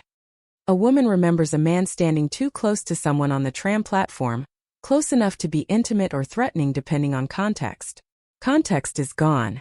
They look again at the other unsolved cases, not for exact matches but for rhythm, timing, control, restraint. They find a pattern that feels more emotional than forensic, a sense of someone who escalates carefully, who tests boundaries before crossing them. That kind of offender does not strike once and vanish. Or does he? Sometimes life intervenes. Sometimes people age out. Sometimes they move. Sometimes they die. The clerk's life during those years is charted. He changed jobs. He relocated twice. There is a gap in his employment history that coincides with the period after the murder. A few months unaccounted for, explained later as illness. No records confirm or deny it. He kept to himself. No partners. No children. Nothing that contradicts anything. He remains a silhouette. The detectives debate re-interviewing him. Some argue it would be harassment, pointless, cruel. Others argue time changes people, that what was once guarded might now slip. They compromise. They send a letter, neutral in tone, requesting a voluntary conversation. Weeks pass. No response. Eventually, a short reply arrives through a lawyer. He declines. He has nothing to add. Legally, it is unimpeachable. Emotionally, it lands like a door closing again. Public pressure resurfaces after a podcast episode reframes the case for a new audience. The host speaks softly, lets the silence do the work. Download Spike. Tips arrivent. Most are useless. Some are cruel. A few are interesting enough to follow and empty enough to disappoint. One tip mentions a man who bragged once, drunk, about getting away with something in Berlin years ago. The man is identified, located, interviewed. He recants. He laughs. He wanted attention. Attention is cheap. Truth is not. The victim's family listens to the podcast, each episode reopening a wound that never healed. One member stops listening, says it feels like exploitation. Another listens obsessively, taking notes, sending emails to the producers, the police, anyone who will read them. Grief expresses itself differently depending on how much hope you can still afford. A break comes quietly, almost apologetically. A laboratory overseas publishes a paper on a new method for analyzing degraded biological material. Someone in Berlin remembers a sample once deemed too compromised to be useful. They request it. Takes months to locate. When it arrives, the container is old, the label faded. The test is run with careful optimism. The result is partial again. A profile fragment. It does not match the clerk. It does not match anyone in the database. It is something new. Something that does not belong to him. The room is silent when the result is shared. Relief mixes with frustration. If not him, then the center of gravity shifts slowly, reluctantly. They resist the urge to celebrate or despair. Partial does not mean exculpatory. Transfer exists. Contamination exists. But the fragment is enough to complicate the story everyone thought they knew. They widen the net again, this time without the clerk at its center. The shift feels dangerous, like stepping into open water after clinging to the same rock for years. They look at contractors. delivery workers, temporary employees, anyone with plausible access to the building, the park, the tram line. The list explodes. Resources do not. The city council discusses funding. Cold cases are expensive. Voters want present safety, not past uncertainty. The unit is told to prioritize solvable cases. Solvable becomes a word that means different things depending on who is speaking. This one, they are told, is historic, important, but limited. The implication is clear. Time is almost up. One detective refuses to let it go. She works it after hours on her own time, building a private map of connections that may never be approved. She notices a name that appears once, briefly, in a maintenance log and again, years later, in a witness list for an unrelated incident. A man who moved often. A man with a history of petty offenses that stopped abruptly around 2002. He lived near the park then. He does not now. He is alive. She brings it to her supervisor. There is hesitation. Resources are thin. The evidence is thinner. But permission is granted for a preliminary inquiry. The man is located in another city, working nights, living quietly. He agrees to talk. He is nervous. He answers quickly. He denies knowing the victim. He denies being in Berlin at the time, then corrects himself, says he visited once. Memory negotiates again. A voluntary DNA sample is requested. He refuses. He is within his rights. The detectives note his reaction, the way his hand trembles, the way his eyes flicker. It means nothing. It means something. They apply for a warrant. It is denied. Partial profile. Insufficient cause. The door closes politely, officially. The detective keeps the name anyway. She writes it in the margin of her notebook, underlines it once, then twice, then not at all. She has learned that underlining does not make evidence appear. The case drifts back toward sleep. Files are returned. Notes are archived. The victim's photograph is placed back in its folder. Outside, Berlin is louder now, brighter, less patient. New buildings rise where old ones stood. The park is renovated. The bench returns, different, cleaner, less useful for secrets. Yet something has shifted. The certainty around the clerk has cracked. The story has loosened its grip. That should feel like progress. Instead, it feels like vertigo. Without a central figure, the case becomes what it always threatened to be. A field of possibilities without hierarchy. A mystery sustained by absence. The file hums again on its shelf, not loudly, not insistently, but enough to remind anyone who passes that unresolved does not mean forgotten, and that sometimes the most dangerous moment in an investigation is not when you are wrong, but when you realize you might have been looking in the wrong direction all along. There is a moment in every long investigation when the past stops feeling fixed and starts feeling negotiable, when details you once treated as anchors begin to drift, and the danger is not that you will lose the case, but that the case will lose its shape. This is where Berlin 2001 lives now. In that unstable space where certainty has eroded but clarity has not yet replaced it. The detectives feel it in their bodies, a low-grade tension that never fully releases, the sense that something essential was misunderstood early and every correction since has been a compromise. The partial DNA profile becomes the new gravity, weak but undeniable. It does not belong to the clerk. It does not belong to anyone they know. It exists like a shadow cast by a body just out of frame. They build around it carefully, afraid to lean too hard. Contamination is debated again, fiercely. The sample's chain of custody is dissected. Who handled it? When? How? The conclusion is unsatisfying but workable. It cannot be dismissed. It cannot be elevated. It sits in the middle, an uncomfortable truth that refuses to take sides. They look again at the night itself, this time without a protagonist. Midnight to 3 becomes elastic. They revisit weather reports. A brief rain, light but steady, enough to dampen sound, enough to erase shallow impressions. Rain makes people hurry. Rain makes meetings shorter. Rain makes mistakes. The victim's coat was damp when found, noted once and forgotten. It returns to relevance now. She had been outside not long before she died. How long? With whom? For what reason? The file does not answer. The park re-enters the narrative, not as a possibility but as a hinge. If something happened there, it reframes everything that followed. The apartment becomes the endpoint, not the stage. That would explain the lack of chaos, the controlled environment, the absence of noise. Control is easier when resistance has already been managed. The detectives hate how clean the theory feels. Clean theories have betrayed them before. They map the routes again, this time from the park outward. Who lived nearby? Who worked nights? Who had reason to be awake and moving when most people were not? The list is long and mundane. Delivery drivers, security guards, hospital staff, maintenance workers. Men whose routines overlapped with the victim's path without ever intersecting publicly. Anonymity grows in crowds like this. Cities specialize in it.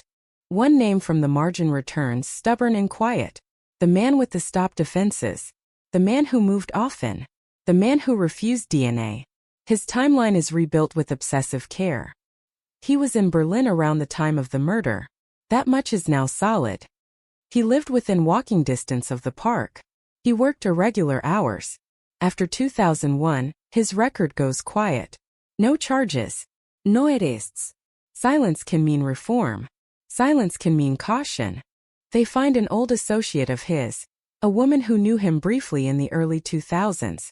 She remembers him as intense, controlling in small ways that felt easy to excuse at the time. She remembers he hated disorder, hated being surprised. She remembers an argument about a woman who led him on. Words she didn't question then but hears differently now. Memory negotiates again, but this time it leans toward relevance. They ask about jackets. She laughs nervously. He owned many. Dark colors. Practical. She remembers one he wore, often synthetic, easy to clean. Easy to clean again. The echo is impossible to ignore. They show her a photograph of the fiber magnification from the original case. She squints. She says it looks familiar. Familiar is not admissible. Familiar is all they have. They attempt to reopen the request for his DNA with new context. The warrant is denied again. Partial profile. Circumstantial testimony. Time elapsed. The law is not designed for this kind of patience. It prefers momentum. Prefers clarity. This case has learned how to starve momentum without dying. Frustration builds, not explosively but like pressure under ice. Detectives argue in low voices about strategy. Some want to push harder, risk criticism, risk another public failure. Others want to step back, wait for technology to catch up, wait for time to do what it does best. Time has not been kind so far. Meanwhile, the clerk watches from afar. He does not speak publicly again. He is mentioned less often now. His role downgraded to footnote, to former suspect. That should feel like vindication. It does not look like relief. It looks like resignation. His life remains small, deliberate, as if any deviation might attract attention he cannot afford. Whether that is trauma or guilt is something people decide for themselves. A journalist digs into the case with fresh eyes, unburdened by internal politics. She files records requests.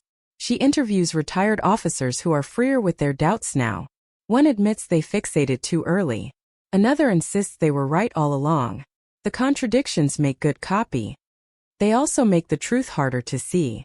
The journalist uncovers a detail that never made it into the main file.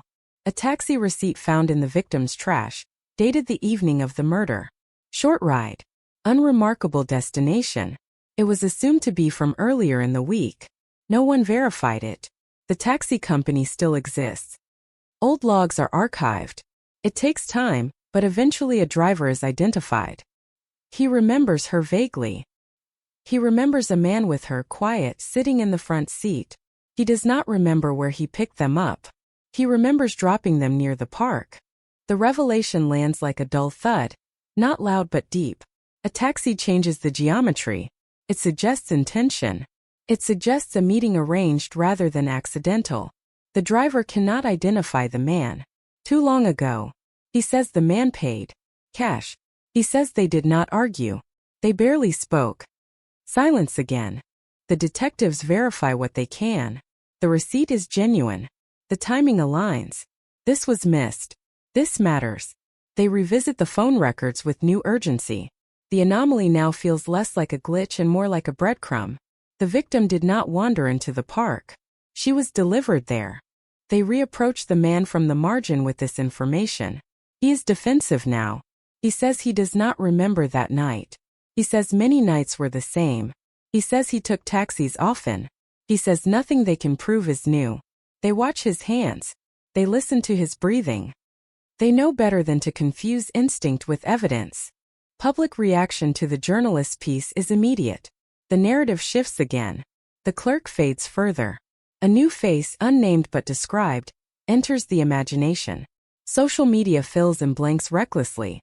Innocent people are accused. Old wounds reopen. The family feels hope and terror in equal measure. Hope that the story is moving. Terror that it is moving toward another dead end. The detectives request the taxi company's full records for that period, hoping for patterns. It is a long shot. Records are incomplete. Drivers are gone. The city has changed. Still patterns emerge.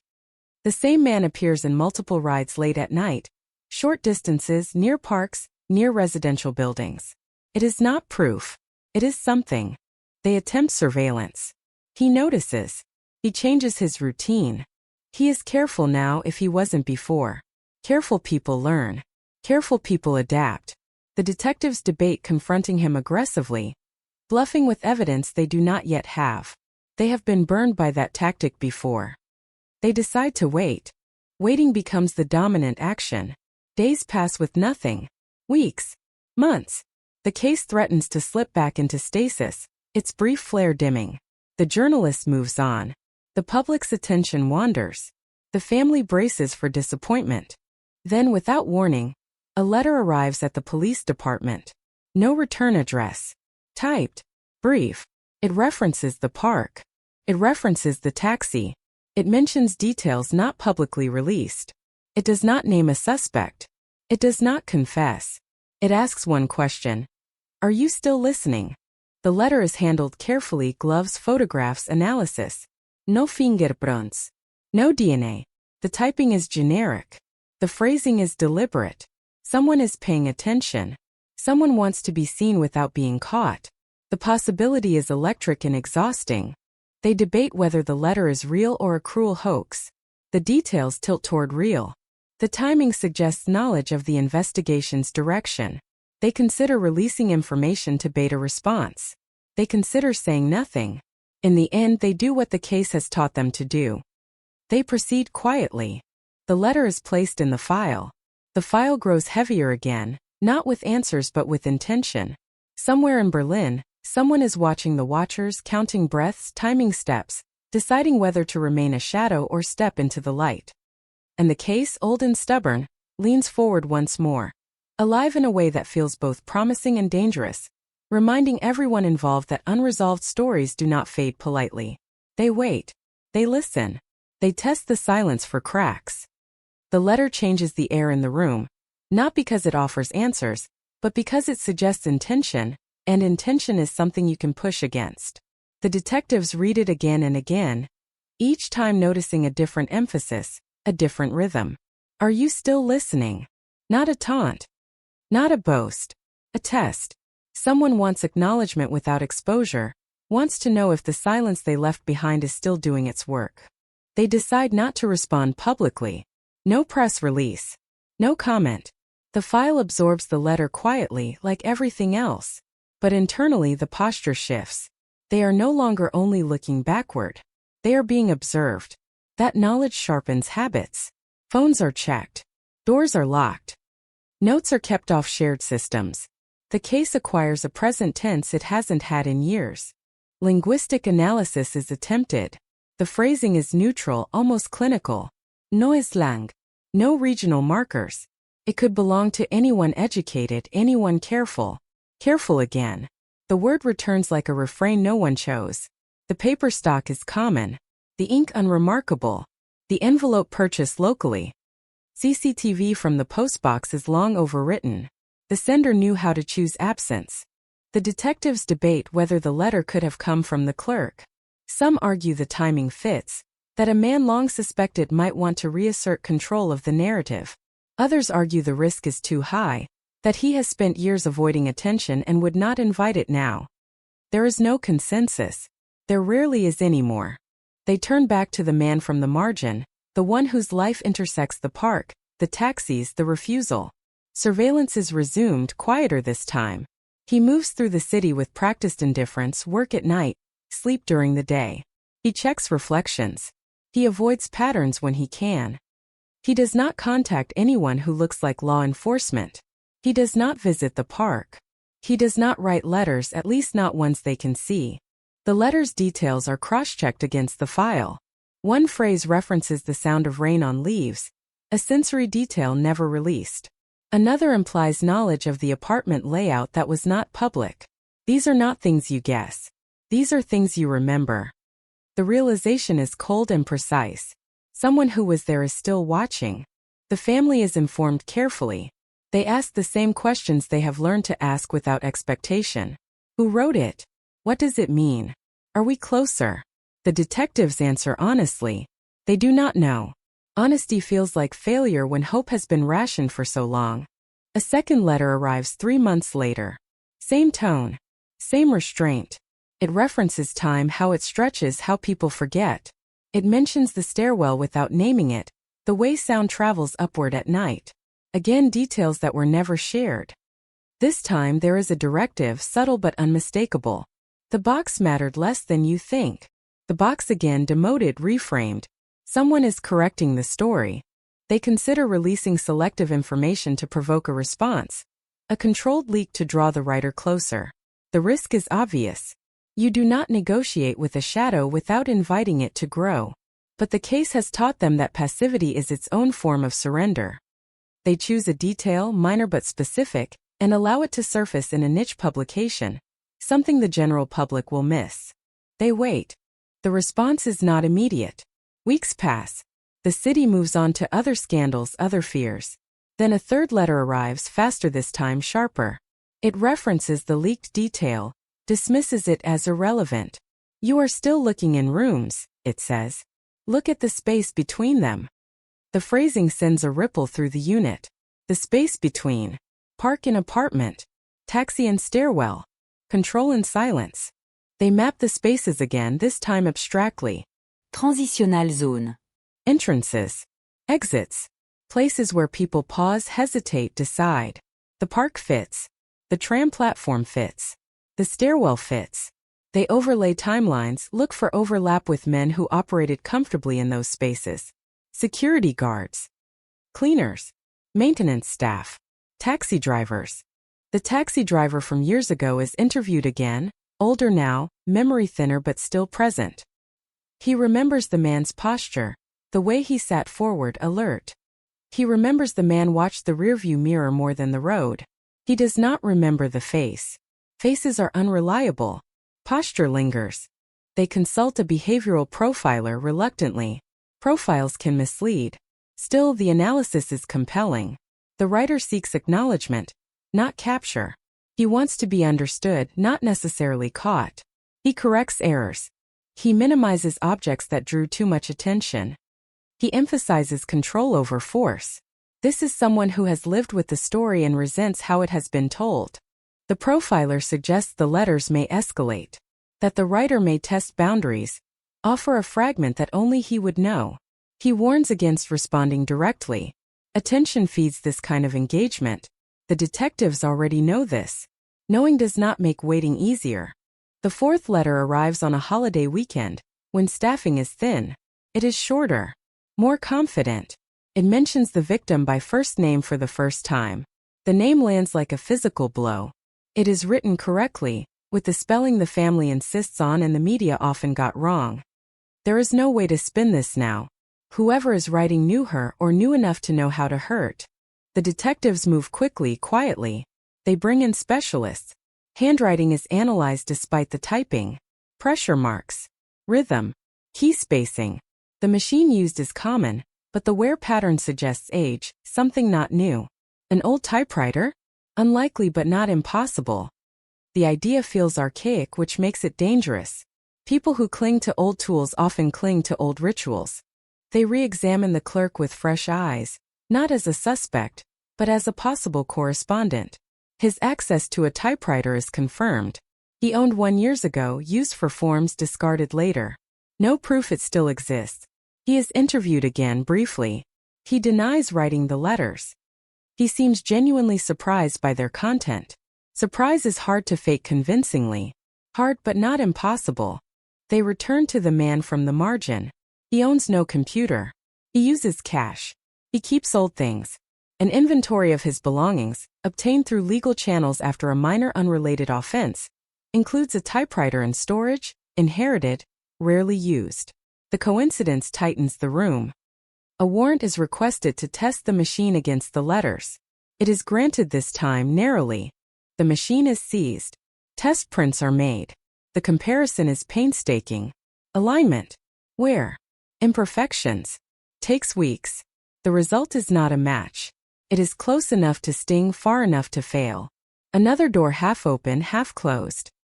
The man from the margin watches the detectives leave his apartment with a look that could be relief or triumph. The line between the two is thin. The letters stop. Silence returns, heavier now because it feels deliberate. The profiler warns that silence can be a sign of satisfaction or preparation. The detectives do not know which to fear more. They continue working the spaces between the overlooked transitions. They discover a service corridor near the building, accessible in 2001, sealed later during renovations. It connected the street to the basement. It would have allowed entry without passing the main stairwell. No forced entry. Familiarity redefined. Records show a temporary worker had access to that corridor during the relevant period. His name appears once, then disappears into a web of subcontractors. He is traced to another country. Assistance is requested. Months pass. When the response arrives, it is thin. The man died years ago in an accident.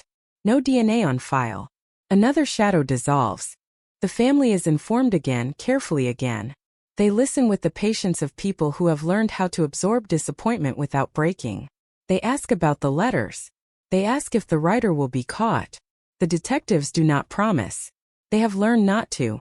The city forgets the letters as quickly as it noticed them. New crises dominate. The case recedes from the front page again. But inside the unit it has changed shape. It is no longer only about who did it. It is about who is still holding it, still tending it, still choosing when to speak and when to disappear. Late one night, a detective rereads the first letter. Then the second, then the third. She notices something she hadn't before. A cadence, a repetition of structure. 3 sentences. 3 clauses. Always 3. Midnight to 3. The thought is absurd, maybe. Or maybe it is the kind of pattern only exhaustion reveals. She notes it anyway. The case has taught her that nothing is too small to be written down. She leaves the station near dawn. The city is quiet in that particular way it gets before morning traffic. A pause between intentions. As she walks, she hears footsteps behind her, steady, unhurried. They keep their distance. They do not close in. She turns a corner and they fade. Could be coincidence. Could be paranoia. Could be nothing. Could be something. Back in the file, the letters sit like a pulse, proof that the past is not inert, that someone still believes this story belongs to them. Whether that belief will lead to truth or simply prolong the echo is a question no one can answer yet. The case remains open, not officially, not loudly, but in the way that matters most, alive in the minds of those who refuse to stop listening, waiting for the moment when silence finally says too much. Silence becomes the loudest development of all. After the letters stop, the absence feels intentional, like a hand lifted at the exact moment it could have struck again. The detectives do not relax. They know better. Silence is a tactic. Silence is how control is maintained when attention becomes dangerous. Whoever wrote those letters has decided that watching is safer than speaking, at least for now. They go back to the beginning again, not because they believe the answer is there, but because beginnings are the only places left untouched by recent distortion. The first call. The first officer on scene. The first assumptions. They listen to old recordings, grainy and flat, voices young with urgency they no longer have. One phrase stands out, spoken casually, never followed up. She wasn't alone earlier. It is said once, then buried under procedure. No one remembers who said it. No one remembers why. They trace the phrase through reports, looking for echoes. It appears nowhere else. But it matches the taxi. It matches the park. It matches the idea that the apartment was not the first act. The realization is not explosive. It settles slowly, like dust after demolition. A retired officer is brought in, one of the first on scene. He is older now, careful with his words, aware of how memory can be bent by repetition. He recalls a feeling more than a fact. The apartment felt prepared. Not staged. Prepared. As if someone expected to be there briefly, to do something specific, and to leave. That impression never made it into the report because impressions are not evidence. Now, impressions are all they have. They map preparation. What does someone prepare for if not resistance? Cleanliness. Speed. Silence. Familiarity with exits. They revisit the service corridor. The sealed passage that rewrote the meaning of entry. Construction records show it was known mostly to contractors and temporary staff. People who came and went. People who were invisible by design. They dig into subcontractor records from that period, a task that feels like archaeology without a map. Companies dissolved. Names misspelled. Paper records lost in floods and fires and neglect. Still patterns emerge. One name appears twice, under two different spellings, attached to two different companies. The same man who died years later. The dead do not confess. The dead do not deny. They only complicate. The partial DNA profile is compared against international databases again. Expanded this time through new agreements. Weeks pass. Then a notification arrives that is not a match but not nothing. A familial hit. Distant. Thin. A relative, perhaps a cousin, perhaps nothing at all. The line leads to a rural area outside Berlin. A family that fractured long ago. They approach gently. No one wants to believe their blood connects them to this story. The relative is cooperative, confused, offended. He offers names. Brothers. Cousins. Men who drifted through the city in the early 2000s looking for work. One name aligns uncomfortably with the subcontractor records. Another aligns with nothing. They follow both. One trail ends quickly. The other stretches. The man they find is older now, heavier, slower. He lives quietly, survives on short-term jobs, avoids attention. He does not remember the victim. He does remember working construction near Prenzlauer Berg. He remembers the corridor. He remembers it was useful when you didn't want to be seen. His tone is casual. Too casual. The detectives note it without comment. They ask about the night of the murder. He shrugs. Too long ago. He asks why they care now. They tell him the truth. Because someone is still talking. Because someone is still listening. He looks away. He says nothing. Silence negotiates again. A DNA sample is requested. This time he agrees. There is no drama in his consent, which makes it more unsettling. The sample is taken. The wait begins. Waiting has become ritual. While they wait, another letter arrives. It is shorter than the others. One sentence. You are closer than you think. No details. No questions. No name. Feels like a smile you cannot see. The timing is impossible to ignore. Someone knows about the renewed activity. Someone knows about the family inquiry. Surveillance Titans, Kietli. The man is followed. He notices. He becomes careful. Careful again. The DNA result arrives on a Tuesday morning. It is not a full match. It is consistent. Consistent enough to change posture. Consistent enough to justify another warrant. The language matters. Words are chosen carefully. Judges respond to language. They search his apartment. It is cluttered, disordered, the opposite of the clerk's precision. In the chaos, they find order of a different kind. Old notebooks. Schedules. Lists. One list stops abruptly in 2001. After that, the pages are blank. Blank is a kind of answer. They find a jacket. Dark. Synthetic. Easy to clean. It is old, worn thin at the cuffs. Fiber analysis will take time. Everything takes time. They also find a small cardboard box in the back of a closet, flattened, saved for no obvious reason. Inside it, nothing. The symbolism is almost cruel. The box again refusing to disappear. The man is brought in for questioning. He is tired. He is defensive. He denies writing letters. He denies knowing the victim. He admits to being near the park often.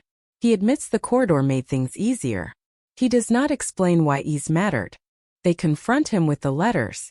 He reads them slowly. His expression changes briefly. Not fear. Recognition. He says nothing. Silence again, but this time it feels heavier, weighted with effort. They confront him with the DNA consistency. He nods. He says contamination is possible. He says many men share similar profiles. He says nothing that is technically wrong. He says nothing that is helpful. Hours pass. The interrogation ends without confession. It always does. Confessions are rare. Closure is rarer. Outside, the city is restless. The story leaks. Not everything. Enough. A new suspect. A construction worker. A family link. The narrative shifts again. People argue online. The clerk's name reappears, then fades. The letters are mentioned, then exaggerated. Truth is diluted by attention. The family is told. They sit quietly. They have learned how to sit quietly. They ask if this is it. The detectives answer honestly. They do not know. The forensic results come back incrementally. The jacket fibers are consistent. Again that word. Consistent enough to suggest presence. Not enough to declare certainty. The box yields nothing. It never does. Another week passes. No new letters. The profiler suggests the writer may feel exposed, may withdraw permanently, or may escalate. The uncertainty gnaws. Then late one night the man makes a mistake. He calls someone he shouldn't. The call is brief, emotional, fractured. It is recorded legally, accidentally, through another investigation. He says one sentence that freezes the room when it is played back later. I told you it would never end. They trace the call. It leads to a woman who lived near the victim in 2001. A woman interviewed once and forgotten. She remembers him. She remembers meeting him through work. She remembers he was angry about a woman who wouldn't listen.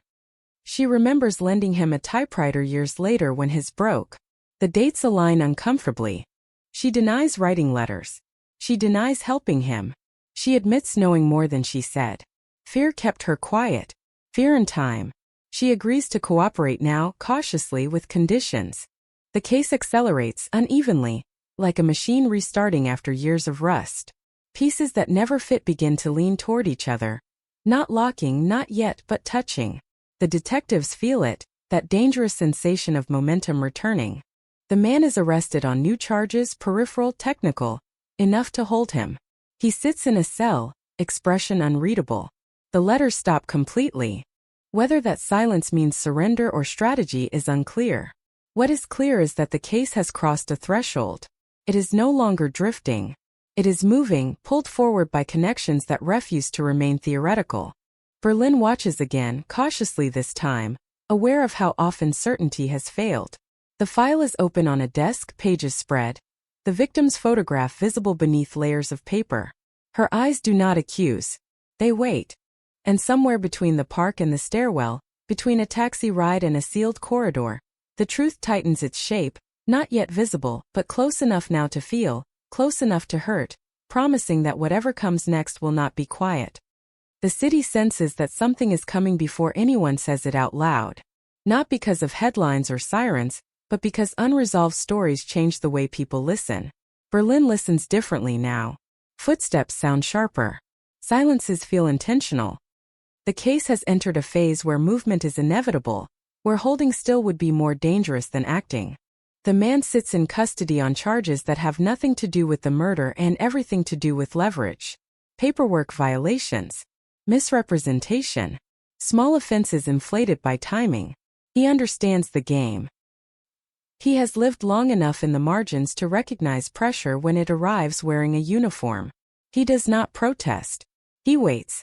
Waiting has always been his strength. The detectives shift tactics. No more direct accusations.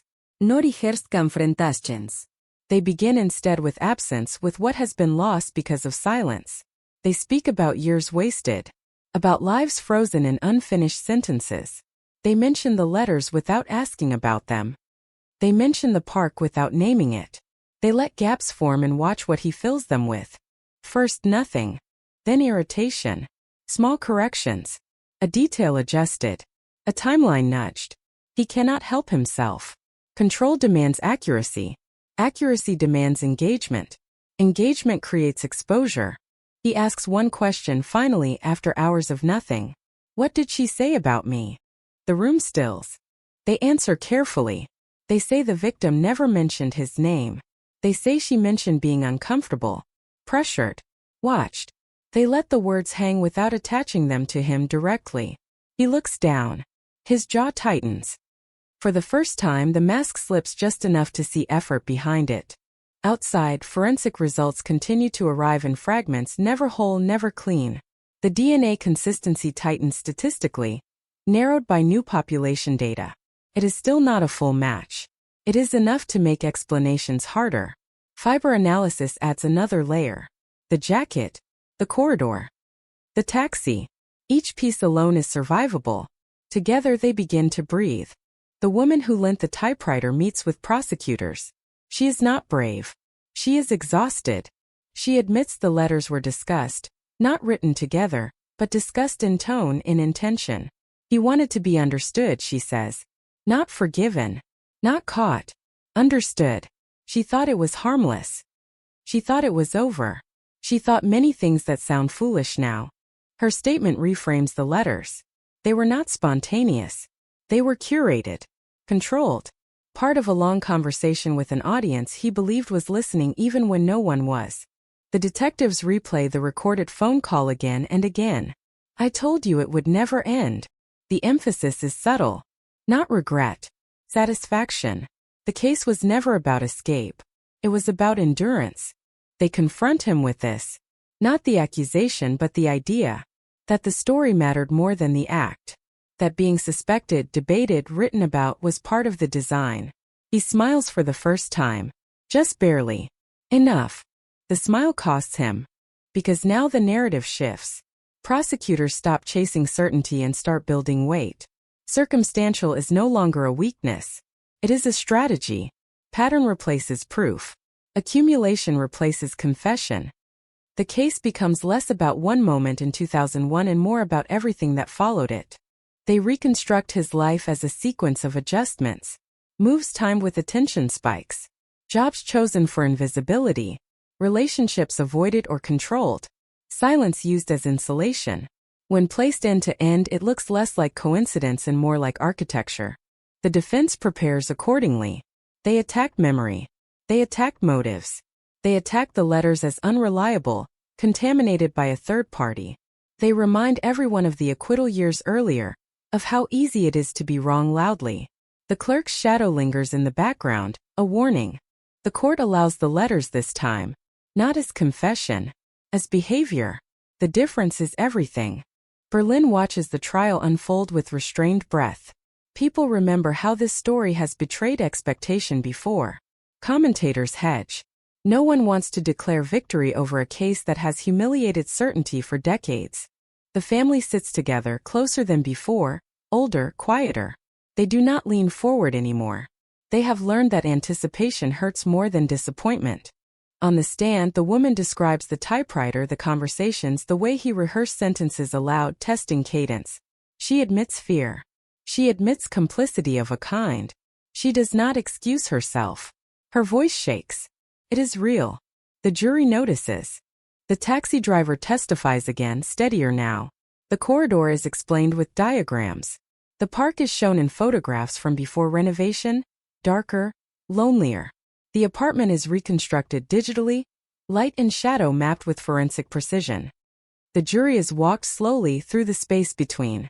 Then the man takes the stand. It is his choice. A calculated one. He believes in his ability to control rooms. He answers calmly. He denies violence. He denies obsession. He reframes persistence as misunderstanding. He speaks of coincidence with practiced ease. He speaks as if words are tools, not expressions. Under cross-examination, the tools begin to slip. He corrects a detail he should not know. He references the stairwell acoustics without being prompted. He dismisses the box with irritation, not confusion. The prosecutor pauses after each correction, lets the jury hear the echo. It is not dramatic. It is surgical. The verdict does not arrive quickly. Deliberations stretch. Days pass. The city holds its breath again, older now, wary of hope. When the jury returns, the room feels smaller than it did years ago, compressed by memory. Guilty. The word lands differently than expected. Not like closure. Not like relief. Like gravity. Heavy. Final. Inescapable. The man does not react. Control persists to the end. Sentencing will come later. Appeals will follow. They always do. But something fundamental has shifted. The story no longer belongs to him. Outside, microphones wait. The family speaks briefly. They do not celebrate. They acknowledge. Acknowledgement is enough. That night, Berlin is quiet again, but it is a different quiet. Not the rehearsed silence of an unanswered question, but the subdued hush that follows impact. The file is not closed yet, not officially. There is paperwork to finish. Language to argue over. History to document.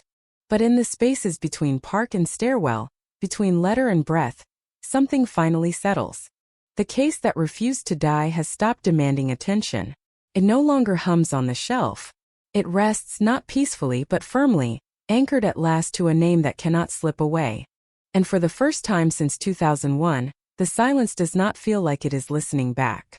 The sentence is read in a room that has heard too many versions of this story, and yet the words still sound unfamiliar, as if they belong to another case, another city, another time. Years are counted. Conditions are listed. Appeals are acknowledged in advance, like an echo that arrives before the sound. The man stands still, hands folded, posture unchanged. Control holds even now, especially now. Outside the courthouse, the cameras record faces rather than statements. Relief does not announce itself the way people expect. It arrives quietly, unevenly, in the way shoulders drop without permission, in the way breaths deepen after years of being held. The family steps into the light and does not look back. They have learned that backward glances invite ghosts. The file is finally stamped with language that has been delayed for decades. Closed. Not resolved. Not healed. Closed. Words matter. This one lands with weight but not comfort. The detectives know better than to mistake finality for peace. They have lived too long inside the space between those ideas. Inside the department, the case is deconstructed one last time, not for doubt but for understanding. What was missed? What was learned? How fixation narrowed vision? How silence was misread? The clerk's name is discussed carefully, respectfully, framed now as a warning rather than a failure. He was not the answer. He was a mirror, reflecting the danger of stories that arrive too early and stay too long. The clerk watches the verdict from a distance, on a muted screen in a quiet room. His face does not change. Vindication does not feel like victory when it arrives late and incomplete. He will carry the outline of suspicion for the rest of his life, a shadow no ruling can fully erase. The city will forget him slowly, imperfectly. That is the best it offers. The man who wrote the letters begins his sentence in a facility far from the park, far from the stairwell, far from the places where control once felt effortless. The typewriter is gone. The notebooks are catalogued. The lists are archived. He is reduced to routine again, but this time routine belongs to someone else. He does not speak to the press. He does not write. He listens. The silence he cultivated now surrounds him, indifferent. Appeals are filed as promised. Language is argued. Procedures are questioned. The system moves the way systems do, methodical and slow, grinding certainty into smaller pieces to test its strength. The verdict holds. It does not triumph. It endures. Years pass. The building on Prenzlauer Berg is renovated again. The stairwell is brighter now, the paint cleaner, the angles softened by design. People move in and out without knowing what once pooled there, what once echoed there. The park hosts children in the afternoon, couples at dusk. The bench remains. The corridor stays sealed. The taxi company updates its fleet. The old logs are discarded. The driver retires. The city continues its talent for erasure. Not maliciously, just efficiently. Life prefers forward motion. Memory resists, but it is outnumbered. The victim's family marks anniversaries differently now. Not with press statements. Not with appeals. With private rituals. A meal. A walk. A photograph placed where light can reach it. They speak her name without bracing for what follows. That is the quiet victory no verdict can deliver. In training rooms, the case is taught with restraint. Not as a triumph, not as a cautionary tale alone, but as a study in endurance. How long it can take for truth to emerge when it refuses to be convenient. How dangerous it is to confuse narrative with evidence.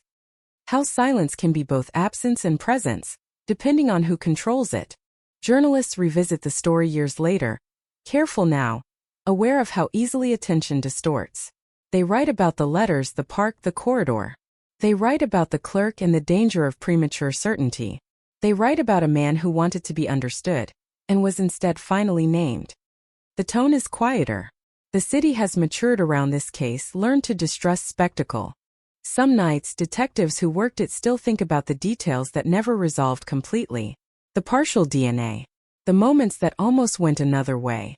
They understand now that closure is not the same as completeness. Some questions do not disappear.